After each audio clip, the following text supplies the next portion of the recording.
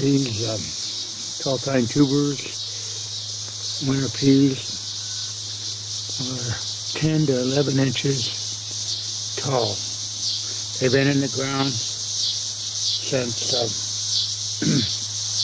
August 5th, and you can see what water will do.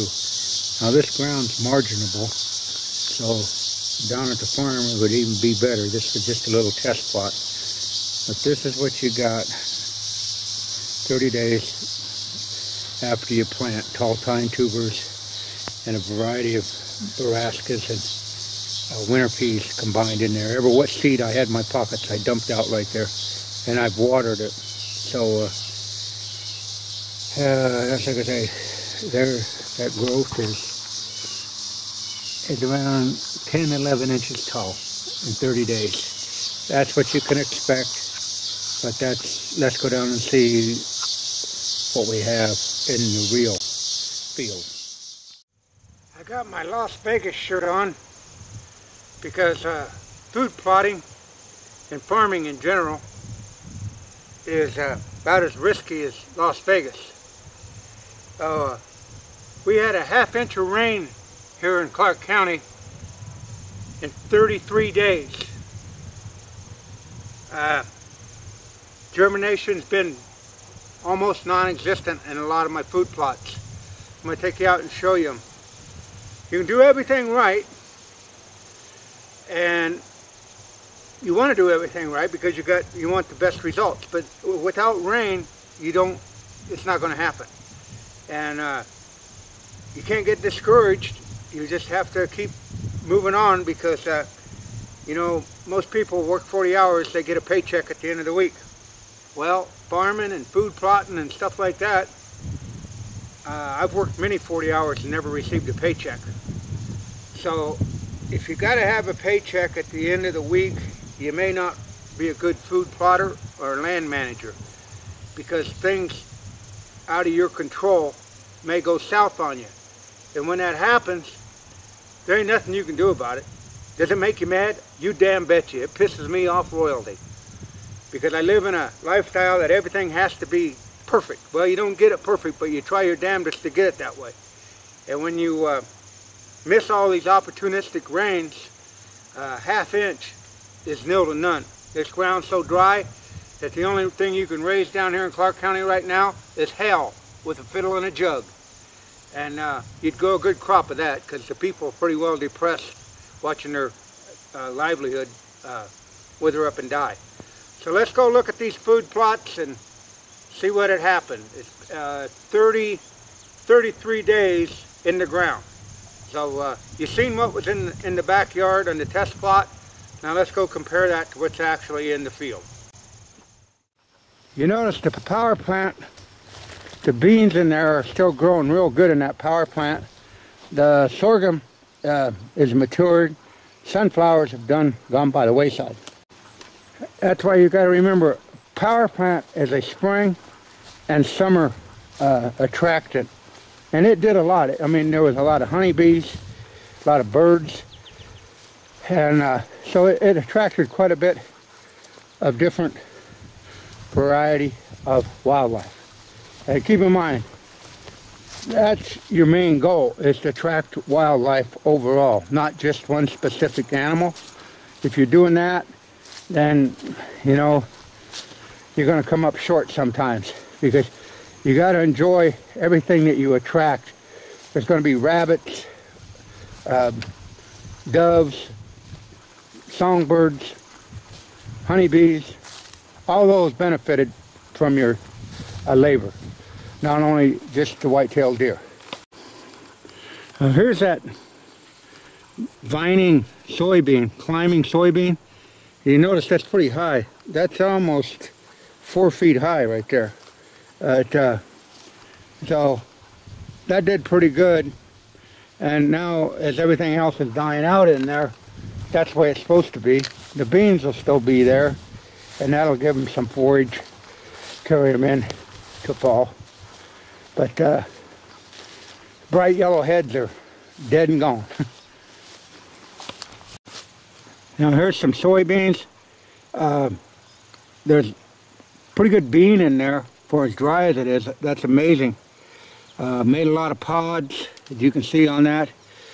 Now, that's definitely going to be a plus come late season. And that's amazing that those soybeans did anywhere that good considering how dry it turned off. This strip right here, this bare dirt that you're looking at, was planted with no plow 33 days ago.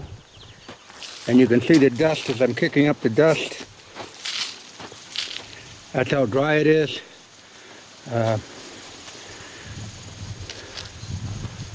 Very little germination.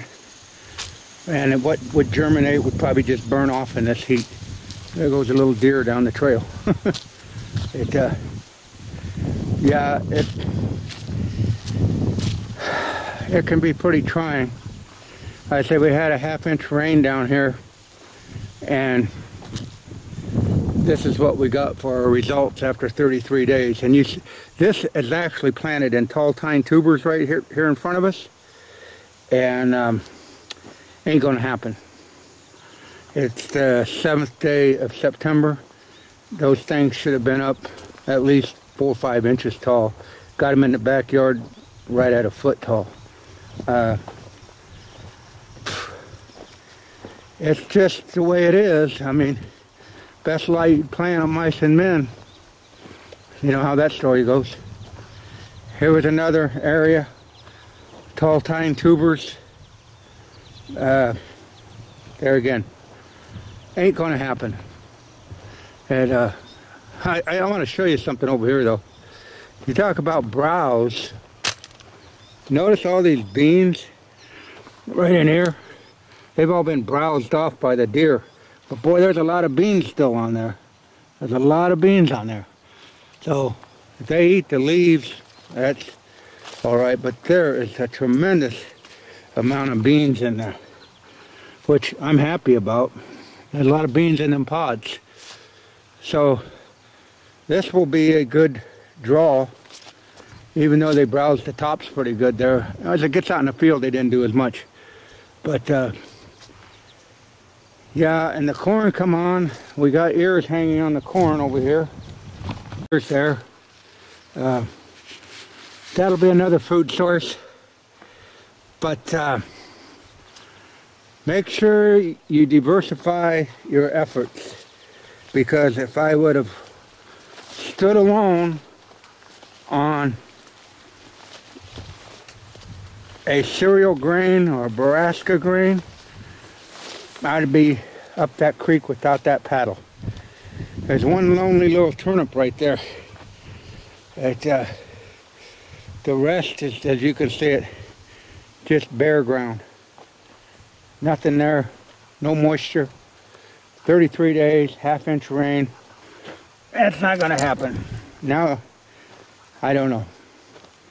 I think I'll come back in here and seed this with, I bought some forage oats and see what that'll do. It's fast growing. Maybe I can get a green up on it. Timely rain. Run in here and loosen the top back up a little bit and see what will happen.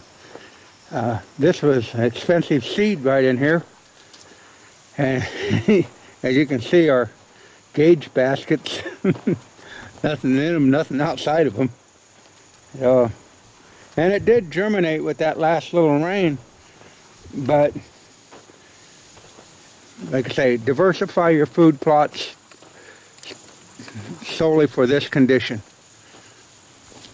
That no plow, I can see a little bit of it came up, but no moisture. Well, this is a happy sight. This part was planted with no plow, and over in that one area it really came up real strong, real strong. And that's with the minimal amount of rain that we had. So if we do got some, I don't know. Had some moisture over here. This ground held moisture. It was more in the shade, and it held a lot of moisture. It was a little wet, which was a good thing.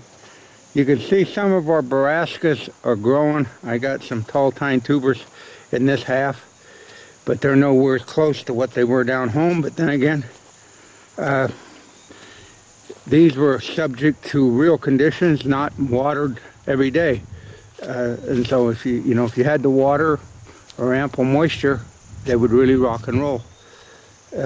But it's just, something you have to live with. Like I say, that side right there's got some good stuff with no plow in it. We'll venture back here to this little smudge spot back here. It's greening up. Like I say, that half-inch rain we had last week, that was a week ago, Sunday. We had a half-inch rain, but you could have a half-inch rain down here now for every day. Wouldn't hurt nothing, but it tried its best, and that's all you can say. This was planted in snow peas, new product out. Got a little green in it, but not enough rain, not enough rain. Just goes to show you what moisture will do. This little spot right here was wet when I worked it up, and it grew off of its own moisture.